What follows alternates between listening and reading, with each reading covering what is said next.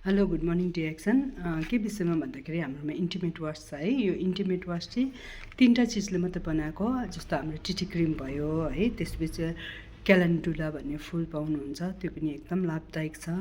अन्त त्यहाँबाट तपाईँको सिबकथ्रोन, यो तीनवटा चिजले मात्रै बनेको प्योर होइन, यसमा कोही प्रिजर्भेटिभ छैन।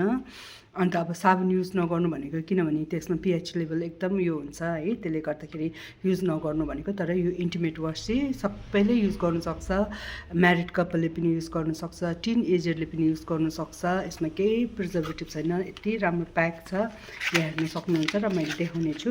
यो अब गरमको मौसम आयो है, यो हेर्नुहोस्, यो चाहिँ यति मजाले प्याक फर्ममा छ। तपाईँले हातमा लाउँदाखेरि यो फर्म भएर आउँछ र तपाईँले वास गरेर गर्नुभयो भने अब म्यारिड कपाल जस्तो हस्बेन्डलाई डायबिटिज छ भने त्यसलाई पनि एकदम लाभदायक गर्छ, युज गर्नुहोस् होला। इन्फेक्सनहरू हुनु दिँदैन, युरिनल इन्फेक्सन हुँदैन यदि डायबिटिज भएको कपाल छ भने है, होइन। इभन हस्बेन्डले पनि युज गर्नुपर्छ प्लस वाइफले पनि युज गर्नुपर्छ। अन्त अहिलेको हाम्रो यङ जेनेरेसनहरूले टाइट लुगाहरू लगाउँछ, टाइट कपडाहरू लगाउँछ, त्यसले गर्दाखेरि अब एयर छिन्न नपाएर होइन, त्यसमा इन्फेक्सनहरू हुने डर हुन्छ। त्यसले गर्दाखेरि टिन एजरहरूले पनि मजाले युज गर्नु सक्नुहुन्छ। हेर्नुहोस् यति राम्रो प्याक फर्ममा छ, यहाँ बोतल धेरै क्वान्टिटी बहुत कम युज हुन्छ।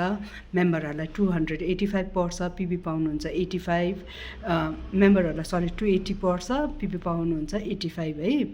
अन्त हेर्नुहोस् होला, यो अर्डर गर्नुहोस् होला। अब गरम महिनामा होइन, अब यो त सधैँ युज गर्नु सक्नुहुन्छ। यसले चाहिँ तपाईँलाई जस्तो अब युरिन इन्फेक्सन भइबस्छ, युटिआई प्रब्लम छ भने त्यसमा पनि लाभ लिनु सक्नुहुन्छ।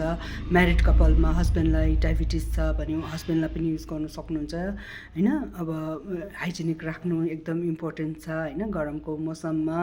यो अब अर्डर गर्नुहोस् होला। यहाँ इन्टिमेट वास यति राम्रो, तपाईँले देख्नु भएको छैन भने फेरि मैले भिडियो बनाउँदैछु। मैले लाइभ भिडियो गर्थेँ, लाइभ भिडियो गर्दा पनि के भयो, डिलिट हुँदैछ मेरो 30 डेजमा। त्यसले गर्दा मैले यो चाहिँ युट्युब माध्यमबाट हाल्नु आँटेको र म फेसबुकमा पनि दिनेछु। Happy good morning DXN.